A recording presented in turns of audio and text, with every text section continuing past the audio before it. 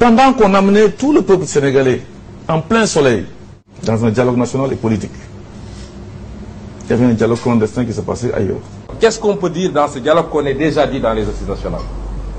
Et je suis ébahi de voir des acteurs qui se disent des assises nationales se bousculer au portillon du palais pour aller assister à un dialogue. Tous les candidats, sauf Ousmane Sonko, sont d'accord pour le dialogue. Ouais. Ils avaient même envoyé des émissaires. Le grand parti fait partie de la commission politique du dialogue national et tous les partis politiques de l'opposition sont représentés par une délégation du FNR.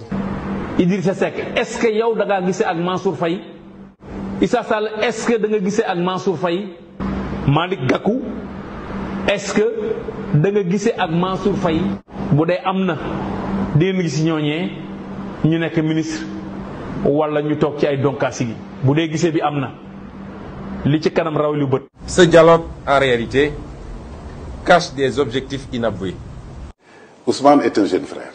Ousmane Sonko est un jeune frère. C'est le seul candidat qui n'accepte pas de participer au dialogue. Moi, je pense que j'ai raison et je vais au dialogue.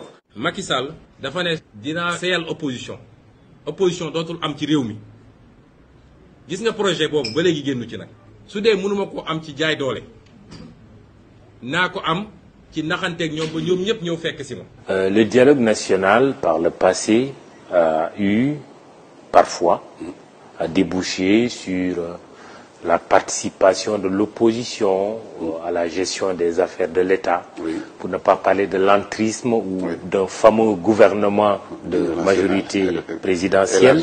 Est-ce que, et si ce dialogue national devait aboutir à un tel résultat, Issa Sall serait-il partant pour entrer au gouvernement du président Macky Sall? Moi, personnellement, je n'ai pas de problème par rapport à ça. Nous avons été constants depuis qu'on a démarré en politique. Et les vidéos circulent sur les réseaux sociaux. ñi dem dialogue ba dañoo nangu ni ñoom ñi ngi dem ànd ak Macky Sall pour préparer fabriquer benn programme économique benn programme de gouvernance loolu mooy fekki naa Macky Sall. Et pourtant les Sénégalais n'ont rien vu venir.